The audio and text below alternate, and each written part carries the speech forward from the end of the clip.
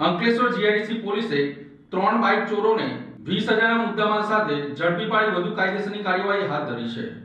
અંકલેશ્વર તાલુકાના મોતાલી ગામ પાસે શ્રીકુંજ સોસાયટીમાં રહેતા રાજકુમાર પ્રજાપતિએ પોતાની બાઇકને કાપોદ્રા પાટિયા નજીક આવેલ એપલ પ્લાઝા પાસે પાર્ક કરેલી બાઇકની ચોરી થઈ હતી। તે સમય દરમિયાન જીઆઈડીસી પોલીસે ભડકોદરાની અયોધ્યાનગર 1માં રહેતા મયુર વિજય બોરસે અને આયુષ વિનોદસિંહની બાઇક સાથે ધરપકડ કરી હતી। પોલીસે તપાસ કરતા આ બાઇક કોસંબડીના પટેલ કોમ્પ્લેક્સમાં રહેતા મોહમ્મદ અનસ શમસુલ હસન સિદ્દીકીને વેચાણ આપી હોવાનું જણાવતા પોલીસે મોહમ્મદ અનસ શમસુલ હસન સિદ્દીકીની ધરપકડ કરી ₹20,000ની બાઇક કબજે કરી વધુ તપાસ હાથ ધરી છે।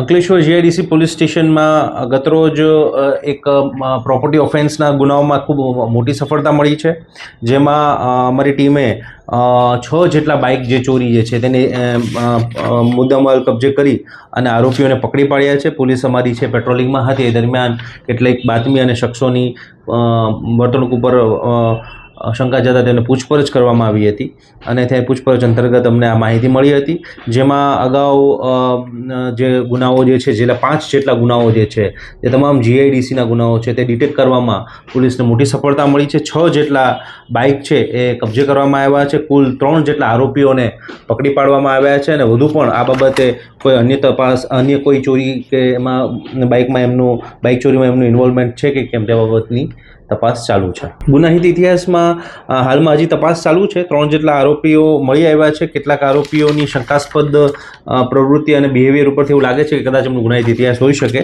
પણ હાલમાં એ બાબતની તપાસ ચાલુ છે।